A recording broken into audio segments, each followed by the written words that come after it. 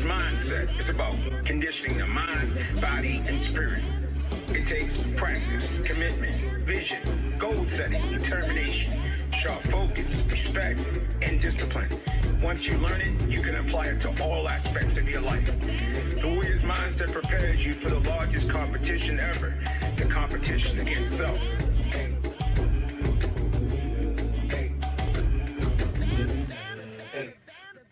I'm Willie the Bam Johnson here with Warriors Mindset Radio. We'd like to thank you for joining in on an ongoing basis. We done had some great people.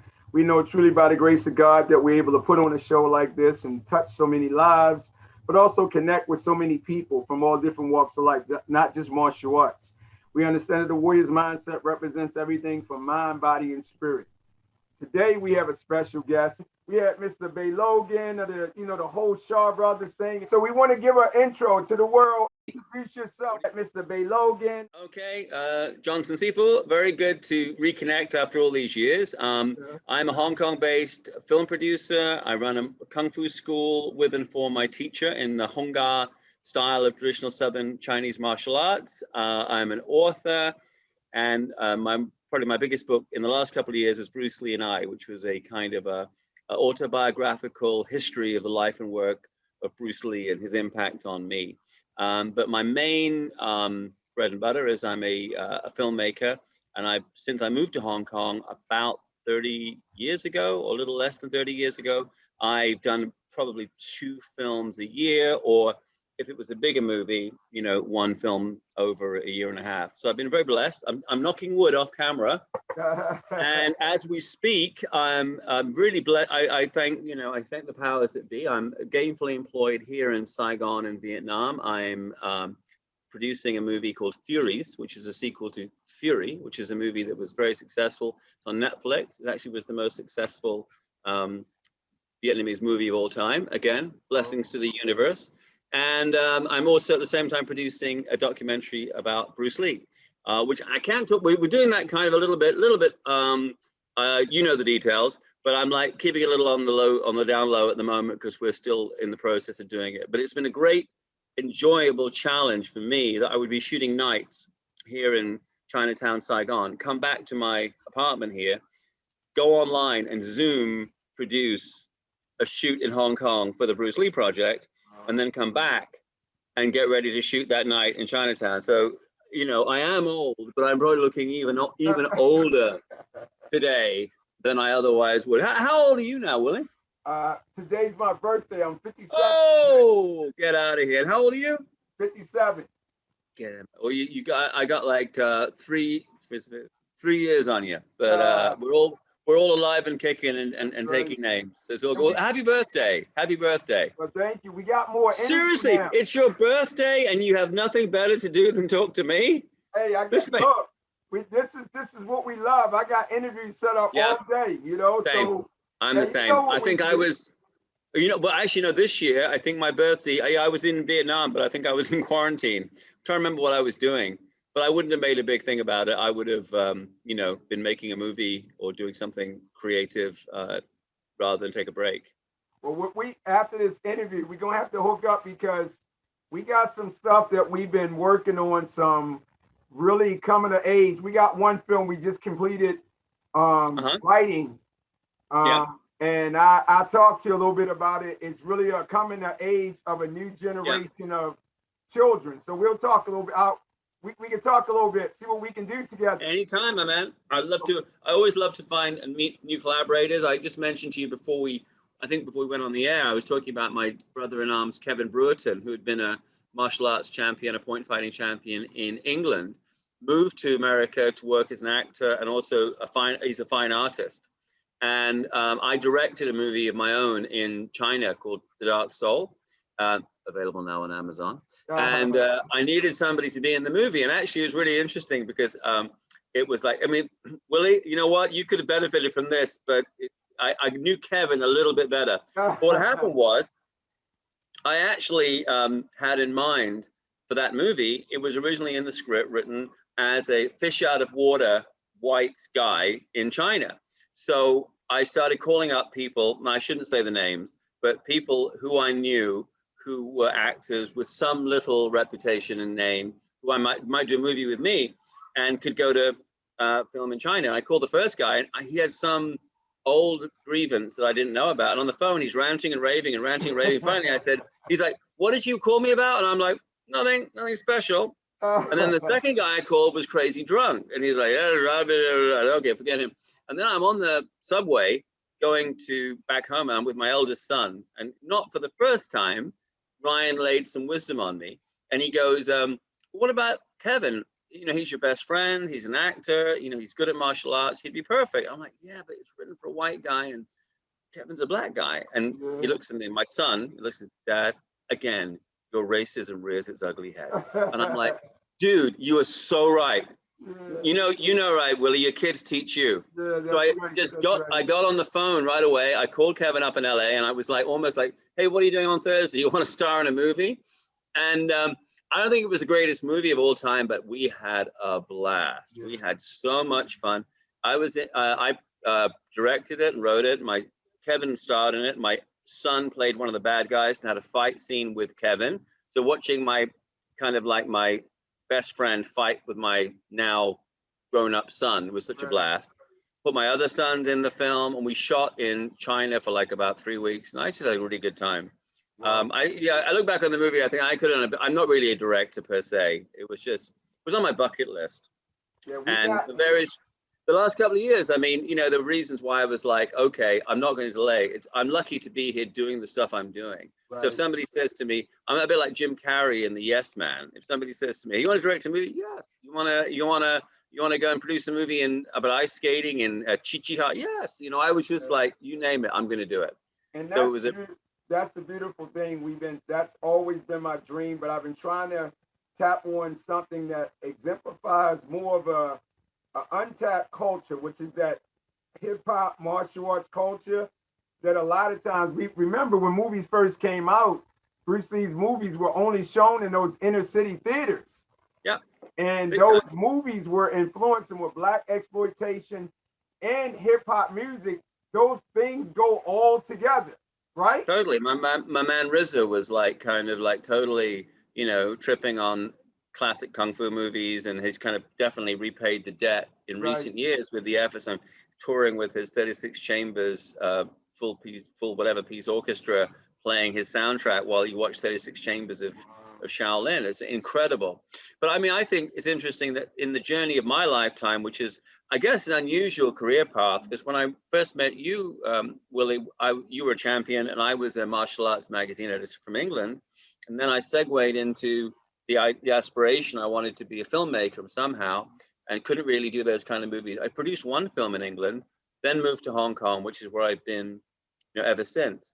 And I would say the great transformation of the industry, which you can benefit from, which is of my lifetime, is it's kind of, when I first started making movies, you had to rent a big clunky old camera, you had to buy actual film stock, you had to get a big editing bay and cut the film with a razor blade and stuff. Kids today, they wouldn't believe. It's like the old Monty Python thing. The kids today, they wouldn't believe you. But that is how we made movies. I mean, we made some great movies that way. But then the focus was to get the money to make your movie. You had to be like Quentin Tarantino. You had to sit in a dark room and click, click, click, click, click, and you had to write an amazing script. And then you could get the money, and then maybe you can make your movie. Now, what happened in these 30 years is that suddenly everything became digital, and 4K is 4K. So you could have an affordable red camera, or you could have one of the great monster cameras we're using on my movie now. And you have that, and you have Final Cut Pro, and you have everything.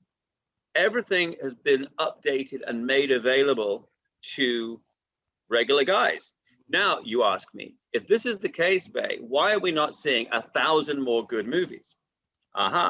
Because the one element that hasn't changed is somebody needed to do what Quentin had to do, which was sit in a dark room and click, click, click, click, click, write a good script.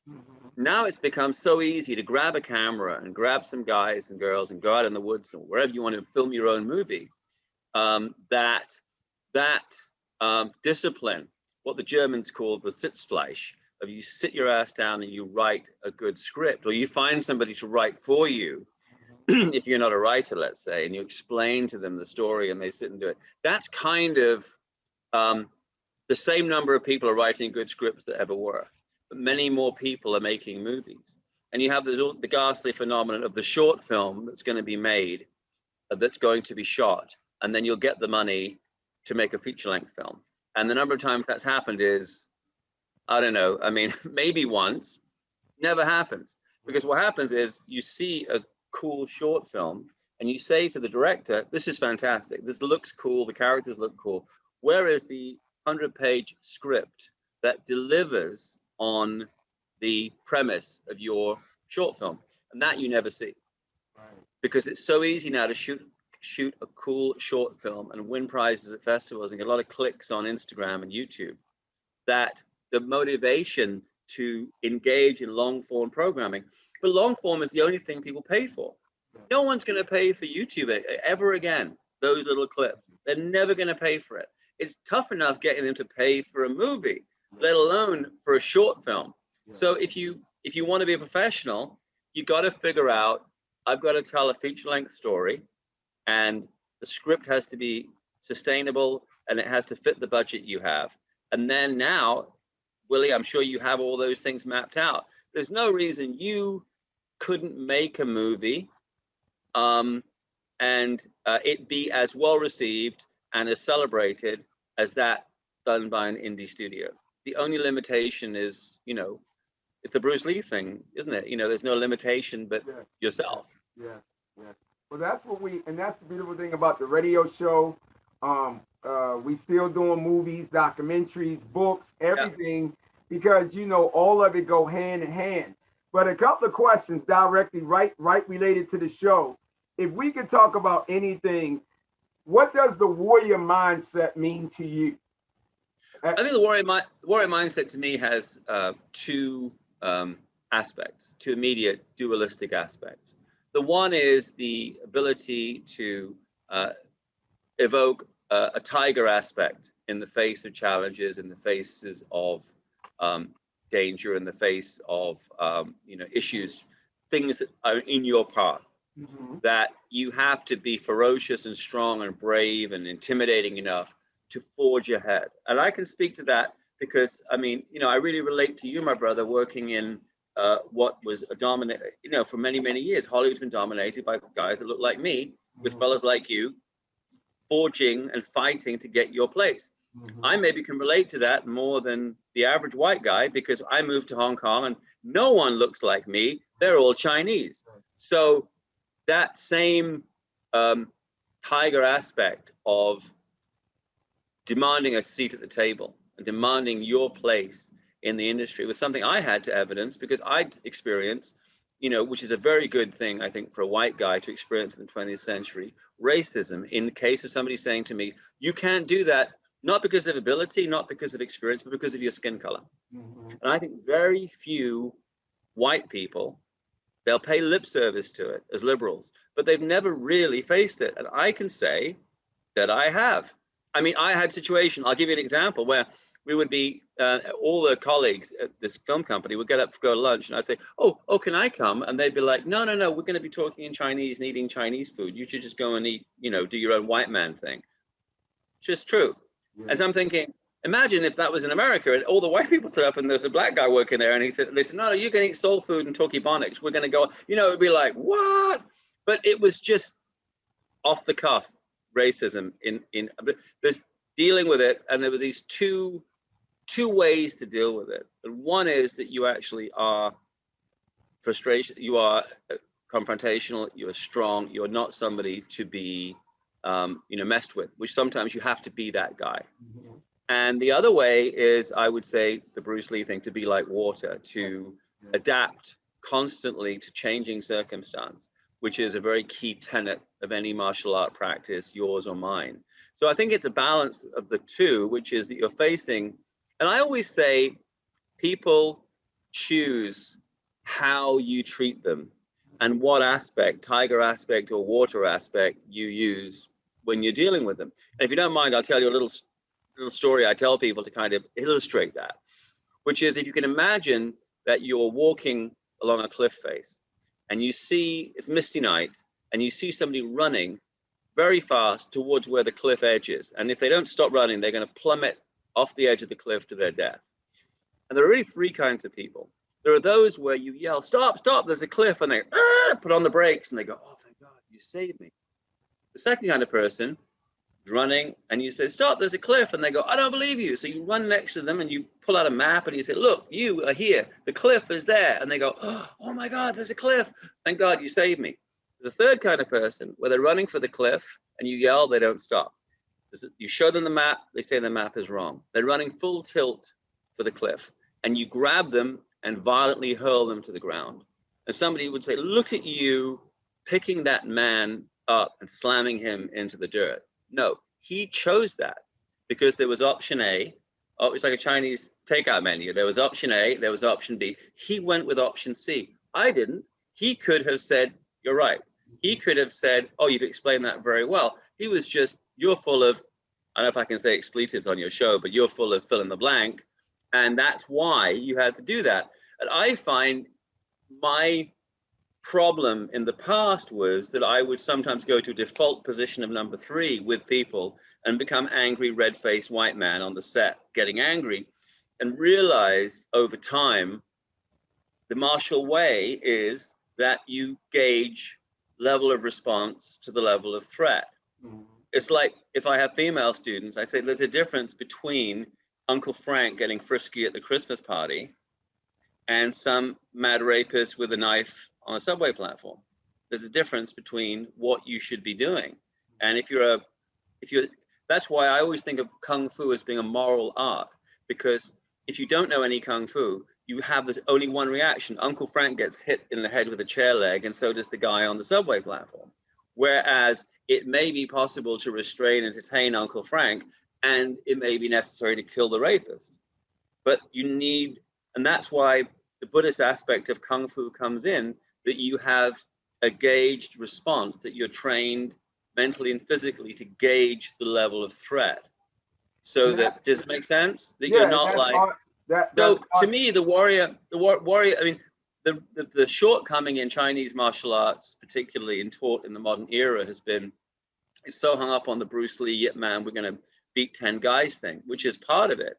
But it's a metaphor for modern living, that if you can transfer and apply what you've learned for Kung Fu into day-by-day life, you can make your life more successful, which I've been, thank you to Almighty Buddha, I've had adversities in life and I've had great things happen in life and I've survived them all. And I would say because of the application of a martial spirit. If I'd not been a martial artist, I don't think I would have been able to do that. But that wasn't from me seeking out conflict and having fights with people, though that has happened, but more the case of taking the metaphor, the philosophy of, I'll give you an example, like in Wing Chun, one of the key tenets is called in Chinese, La Sao Chik Chung, lost hand, strike forward. What that means is, as soon as somebody's hand goes away, you go forward. You don't go left, right, up, down.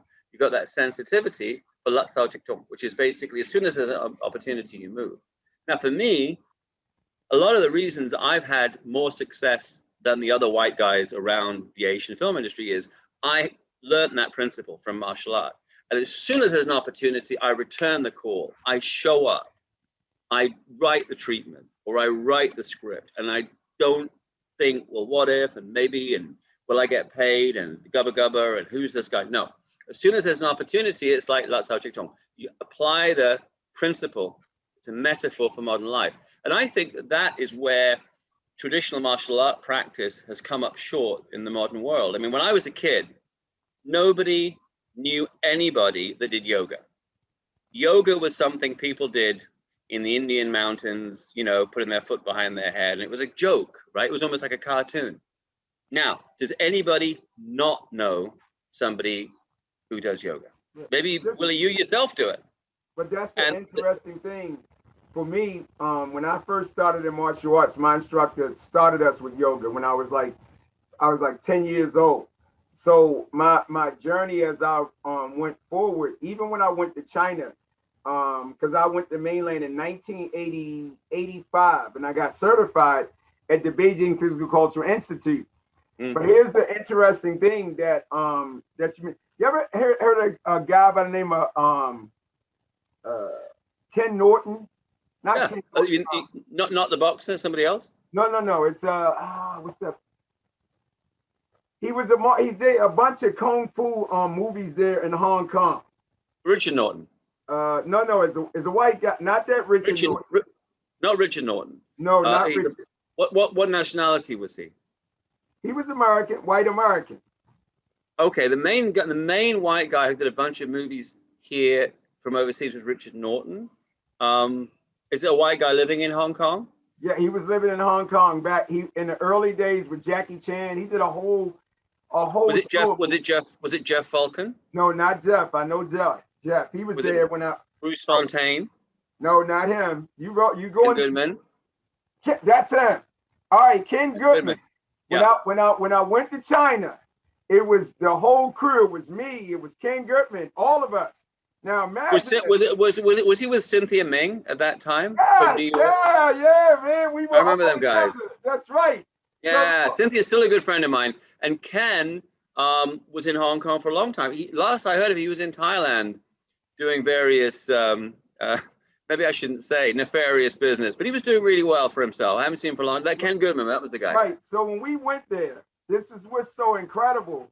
When I went there, during that time, the wushu people, American wushu people were considered scrubs. I mean, the technique was bad, but I made such an incredible impression. We had the head of the Beijing Wushu Institute recognize me as one of the best Americans to ever train in China at that time. So now, what was so awesome, this came to help me as I got older and people began to talk more about racism. Because one of the things that a lot of people don't know, and when I got in trouble, in order for me to truly find out how to transform myself through the principles of martial arts, I ended up becoming a captain in the Nation of Islam. Basically, when people look at the Nation of Islam, you look at it as another form of racism, putting down another race. But basically, the theory behind it was that if you learn to love yourself, then you can love other people. Am I making sense? Yep. So when I went through that, I learned to love myself. But even when we begin to talk about negative things about other race of people, I said, no, I can't do that. And they were like, what are you talking about, man? This is a part of what we teach. I said, but when I went to China, I was treated like royalty. They're like, how did you go to China? It's the same thing when Malcolm X did his Hajj and he went to Mecca and he saw, kind of Swedish Muslims and all treating him with huge respect. And he came back enlightened because he was like, well, they're all brother Muslims. I can't hate these people because they all did the Hajj and they're all there going to Mecca for the same reason. So, it must not be the will of Allah that we be opposed to people purely on the basis of race. My understanding is that was maybe part of the rift between him and the Reverend Elijah Muhammad. Right.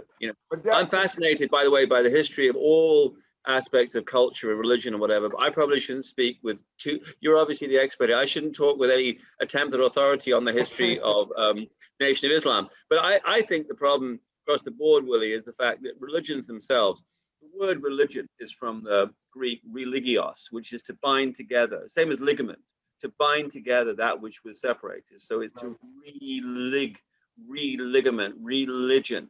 The trouble is we get ex-ligios, which is like separating people. And we need religion to be together. And I think we need a kind of it's important. Every nation, every culture has its own religion. We shall respect each other. And I think it would be wonderful if religious leaders formed a council from around the world and came up with, like, I would say, a list of secular values that we can share and that everybody would sign up to, because it would make the world run so much better rather than finding new reasons to hate our fellow man. And at the end of my speech for world peace, that's it.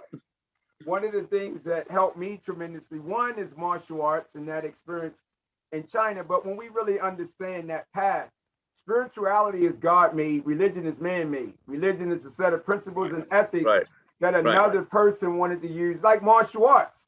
think about it, in the state of martial arts now, it's bad because it's so bad with this master title, this grandmaster title, Let me tell you anything about that, because I perennially meet Western trained Chinese. Let's just talk about the Chinese to start with, because I don't really qualify to talk about the Korean and Japanese masters. But though that's the case too, where I meet people and they give me their business card or they introduce themselves with their honorific. And seeing as all of these arts are derived from Asia, and seeing as I live in Asia and speak Asian languages, right. It's like I'm saying to them, look, you know what? For example, fatherly teacher, Sifu, it's not something, nobody introduces themselves in Hong Kong as I am Sifu Mac, or what we would say Mac Sifu. It's something you're called, and you'll be like, no, call me, Donald, my teacher. But in America, you get guys coming up to you saying, I am, and definitely nobody would call themselves grandmaster. It's not a structural hierarchy, it's honorific. It's like if I came up to, when my son has a kid and I come up and say, hey, I'm Granddad Logan, he would call me grandpa. I don't know that I would have it on my business card. And yet you meet people, I am grandmaster, great grandmaster. And to me, it's like in Japanese, sensei, which is one who has gone beyond. So I think if you are called, like Sifu, which is fatherly teacher, or sensei, that's enough. Like I did a movie with Steven Seagal, and I always, even though he's very highly ranked in Aikido, I always call him Seagal Sensei, and everybody calls him Seagal Sensei. But he doesn't. He could introduce himself as Steven. And I think that's the right way. And he gets something of a bad rap, but he's highly skilled in various martial arts, incredibly knowledgeable about Japanese culture and language. But Mr. Logan, forget Grandmaster. They call themselves Supreme Grandmasters around here, man. They be like, hey, I dare you call me Grandmaster. I am Supreme Grandmaster. I'm like, hold on. Like they should be not to offend any Elks and Masons, but they sound like they're members of some secret order of the Melks. The Masons and the Elks have got together. They became the Melks. No, the Elks are the Freemasons. I'm the Supreme Worshipful Grandmaster of the Plymouth Lodge. Hope you're enjoying the show. Want to tell you about something that's dear to my heart. My book, The Warrior's Mindset Daily Devotions. Pick up your copy by hitting the link below. Remember, if your principles are negotiable, you don't have principles. Be the warrior from the inside out.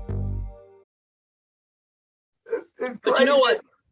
But going back to what I was saying before, it was interesting because the transition for yoga, let's say, yoga, I mean, this is debatable, but in broad strokes, yoga didn't change. I mean, there was a finite number of postures, which apparently you were telling me that your very far-seeing teacher had you do, right? So you had warrior pose and, all the poses that you had.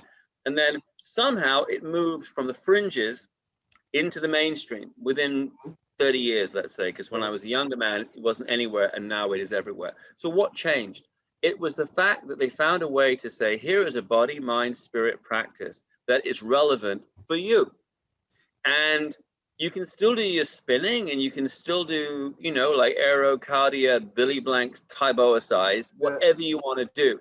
But there is something in yoga which potentially is a body, mind, spirit practice that would mean something to you in the modern world. Yeah. Now, in Kung Fu, we haven't really it's getting there. I noticed some of our Wing Chun brothers are really teaching it that way, and Tai Chi, which is, has a bit of a head start because it's, got the backing of the China government.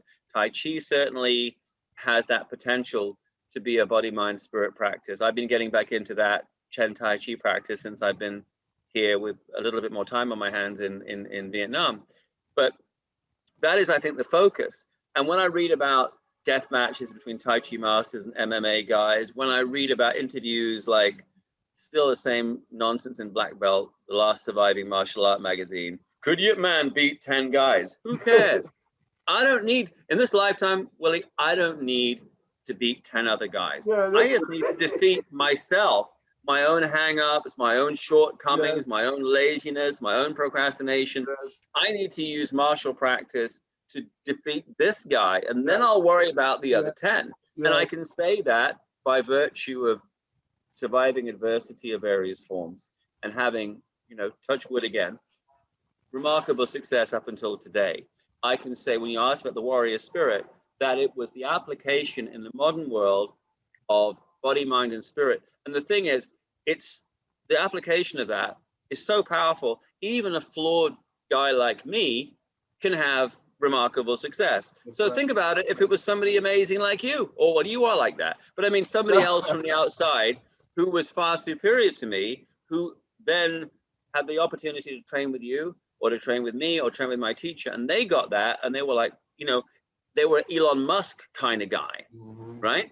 And he's done pretty well himself, I have to say. But you know, somebody else there who needs that push of some practice to get from where they are now to where they need to be. RZA is a good example. I think he would tell you that because he wasn't just copying riffs and lines of dialogue. He was training seriously with, I think, with Xi Yanming in Wushu and Shaolin Kung Fu in Queens when he was coming up. So, you know, you can say that he learned a lot of the martial disciplines and philosophies he applied to being a record producer, a rapper, film director, all the things he's doing now. But you know what's so awesome is that when we understand the depth of Chinese martial arts, I would say anything that deals with life rhythm, even African martial arts. Yeah, when we understand so. the rhythmic flow of life as a whole, we will always evolve from the physical to the mental, and then that spiritual, and then it all becomes one. There's no separation, and I think that's the ultimate goal to be. Well, that's why it's important, because if you purely focus on the physical, because one thing, I grew up in a household, my adoptive father was nearer to grandfather age, and it was something that was imposed on me quite early, was the idea of the limitations and the nature of somebody getting older. And I realized as I went through my going from youth into middle age, that we are potentially, hopefully, older for significantly longer than we are young. So if we say from 0 to 30 is youth, maybe pushing it to 35 is a young person. 40 plus, you know, you get to middle age, and then if you're like getting towards maybe 60, you're getting a bit older. So it's like, okay, so 30, your youth ends. And then you have another, 60 years of what? And if all these things, people say, oh, Kung Fu is so obsolete because now we have MMA and we have this, we have that. No, those are great. But that sport is so young and also so self-damaging. We haven't really seen the 60 or 70-year-old. So, you know, I was just talking about the fact that, you know, that I felt that the fact that we had martial arts that were more effective in the ring, or maybe even in self-defense, between the age of when you're born and when you're 30 years old is great.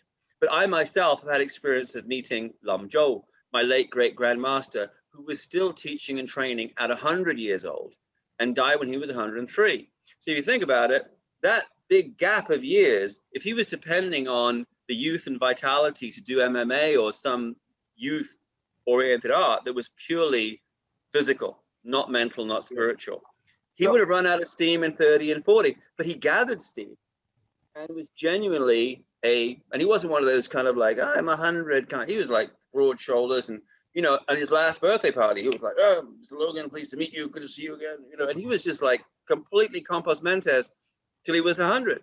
So I was like, dude, I want to be like him because I'm getting old real quick, and I don't want to be like cauliflower ears, nose to the side, walking with a limp, knee shot guy. I want to be, you know, Tai Chi master guy, you know, doing his thing. If I can do single whip on your frame, and you know, I would be like, and to be still flowing and doing it as I get older. Like my teachers now, Smak Sifu must be like mid-60s. In my eyes, he's ageless, but he's like mid-60s, getting up there, and his teacher the same. And they're so physically adept and sharp and mentally. So this to me is body, mind, spirit practice. If we can find a way to communicate that, then Kung Fu can have a rebirth the way that yoga did.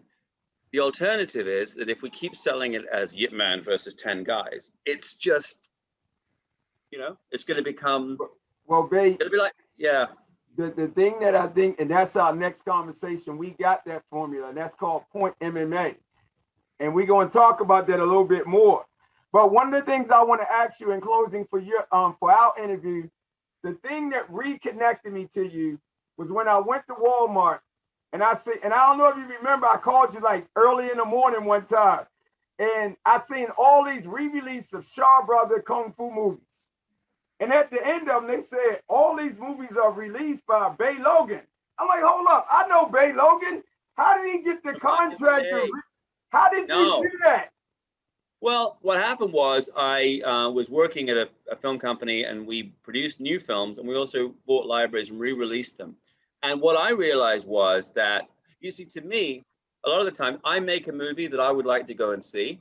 And I also was like, if I could buy the DVD again, what would I like? I'd like a guy telling me a lot of stuff about the movie I didn't know already.